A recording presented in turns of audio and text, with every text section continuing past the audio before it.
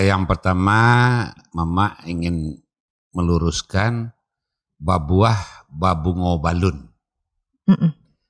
Itu babuah babungo alun. Nah, jadi itu karena analogi dari sampiran pantun itu di rumah Paguno Balun. Bukan alun Paguno, balun. Jadi balun itu dalam artian bahasa Minangkabau itu sedikit beda image yang tertanam di naluri generasi-generasi Minang kalau masa lalu. Tapi kalau generasi milenial hari ini nggak tahulah, kita mungkin pada suatu ketika kita akan bisa juga mengobrol dengan dia. Tapi yang jelas setelah karatau madang diulu, babuah babungo balun, merantau bujang dahulu di rumah Paguno Balun, ada lagi patwa sayang kaiti agih makan, sayang kanak balacui, sayang ke kampuang batinggakan. Dasar dari itu barangkali Makoci Unyang, Eli Kasim membuat sebuah nyanyi, Mama enggak tahu siapa penulisnya. Jarang-jarang tugaan jaguang, nak tampak puyuh balari. Kenapa karatau? Yang jadi persoalan dalam sepengetahuan Mama sampai hari ini, tidak banyak teman-teman kita, saudara kita, adik-adik kita, ponakan kita yang membahas kenapa karatau. Padahal di dalam kalimat awal sudah dinyatakan karatau madang di hulu. Jadi di awal. Yeah. Jadi ada sebuah pohon kayu di Minangkabau namanya madang. Itu dahannya agak lurus-lurus ya. Buahnya merah. Itu biasanya yang bisa makan buah madang itu agak besar dari balam. Seperti anggang, pagam, burung rao, itu yang besar-besar. Yeah. Ketika buah madang ini yang tidak luput dari pengamatan burung, sampai jatuh ketika dia sudah matang, sudah masak, akhirnya dia jatuh ke tanah. Karena tumbuh madangnya di lereng bukit, buah madang yang jatuh ini akan dibawa hujan, kena panas, kena hujan, menurut aliran air yang ada. Mulailah si kulit madang ini menukar warna kulitnya. Dari asalnya merah, bisa menjadi oranye atau bisa menjadi pink, malah bisa kalau sering kena air, bisa menjadi kekuning-kuningan. Inilah madang yang sampat ini ketika berhenti pada satu titik dalam perjalanannya, nanti dia akan tumbuh di sini. Inilah yang namanya pohon karatau. Begitulah analogi dengan perantauan Minangkabau itu, bahwa dia merantau, dia juga akan menyesuaikan dan akan patuh terhadap situasi kondisi di mana dia tinggal. Dia tidak akan pernah merontak. Iya, karena dia kena panas, kena hujan, akhirnya warna kulit dari buah madang itu akan berubah menjadi kuning. Ya, dia terima itu. Tapi dengan catatan, dengan niat baik, tujuan suci, dia akan pada satu ketika, pada saatnya dia akan tumbuh di mana dia berhenti yang lebih lama.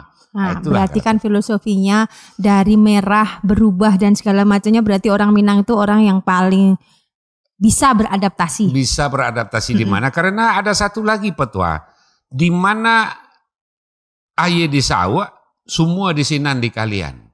Di mana alam bakeh duduk, ada di sinan di pakaian.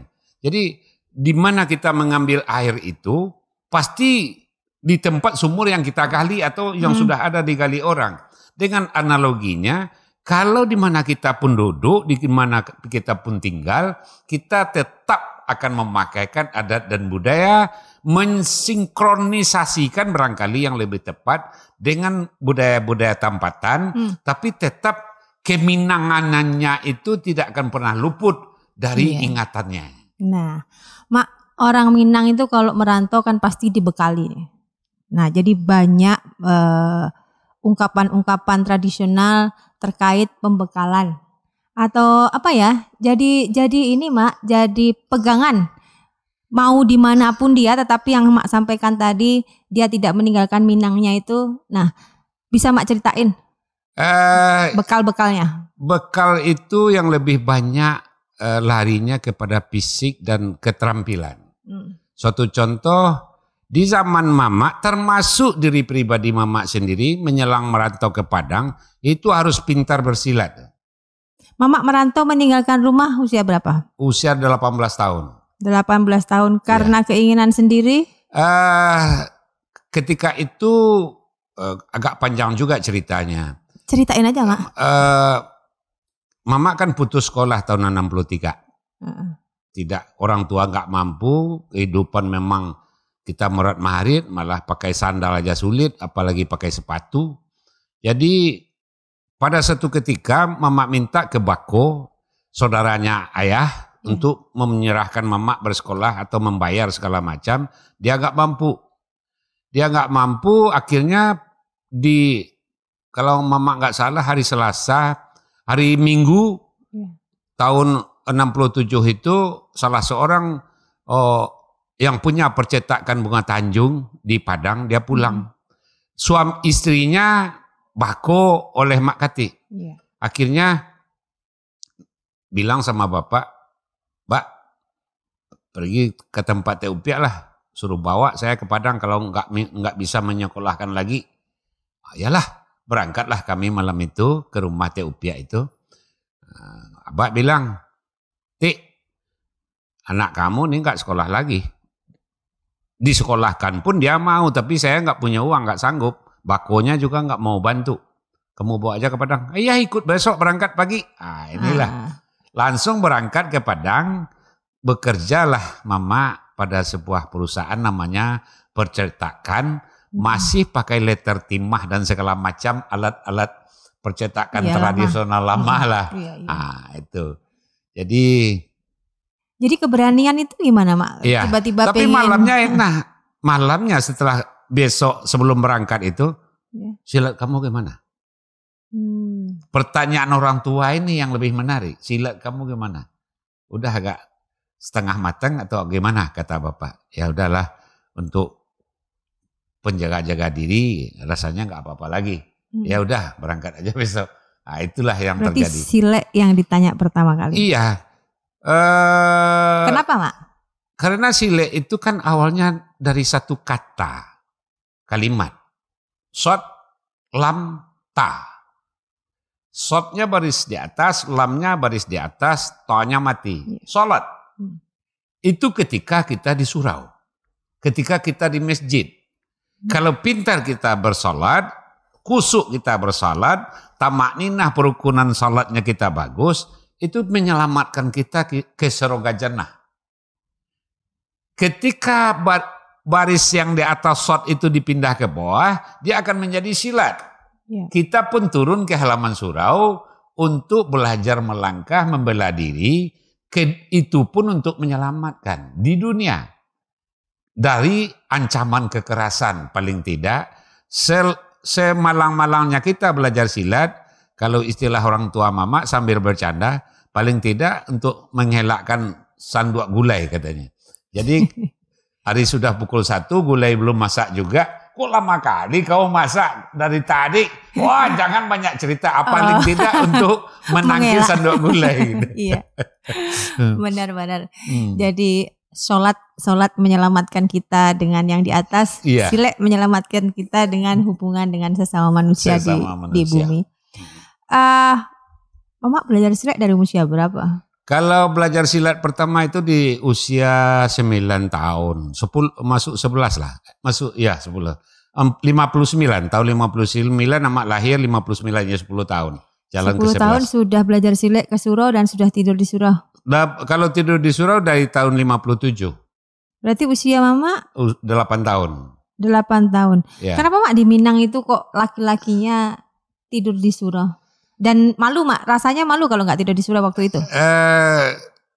Sangat malu lah. Sangat malu. Kita malah Mama, kakak belum kawin ya. Iya. Apalagi kalau sudah kawin. Kakak belum kawin, kalau dia ada di rumah, Mama tidak akan pernah pergi ke ujung rumah, pergi bercermin, berkaca kalau hanya di sana. Jadi di dapur juga ada satu kaca kecil, kita hanya di dapur bercermin, nggak boleh. Itu masuk haknya perempuan. Rumah kadang. Iya, rumah mama tidak juga rumah gadang, rumah lama, rumah nasi sebaka namanya. Iya. Turunan dari rumah gadang itu ada rumah nasi sebaka, ada rumah tungkuih nasi. Ada 3 kamarnya. Mama di ruangan dapur sekaligus tempat nongkrong ngopi segala macam. Duduknya di sana. Jadi, kalau di sana juga ada sisir dan segala macam. Jadi kita tidak akan pergi ke dekat kamar-kamarnya kakak adik kita tidak akan pernah sampai ke sana. Oh, jadi wilayahnya hanya dapur. Iya, kecuali kalau dia nggak ada di rumah, pintu kamar lagi tertutup, baru kita bisa sekali-sekali nyelenong agak ke. Berarti kenapa Mak kok laki-laki tidak boleh dekat-dekat dengan wilayah perempuan di dalam rumah? Filosofinya di mana? Sebetulnya agak jauh sih filosofinya. Kenapa rumah gadang itu membelakang jalan? Awalnya itu dari sana. Tidak satu pun rumah gadang di Minangkabau yang menghadap ke jalan raya atau yang dekat ke pinggir, menghadap saja nggak ada. Jadi kalau ada kita lihat rumah gadang hari ini yang dekat ke jalan raya, pasti jenjangnya kiri kanan. Oh iya, iya betul. Kenapa? Karena orang Minang itu sudah, kalau dalam bahasa kita hari ini, sudah mengantisipasi tentang kenakalan remaja, tentang yang negatif-negatif lah.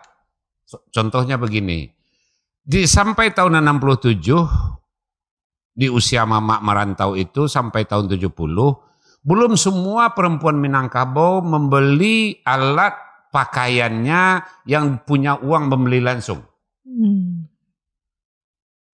Dia akan jarum sendiri.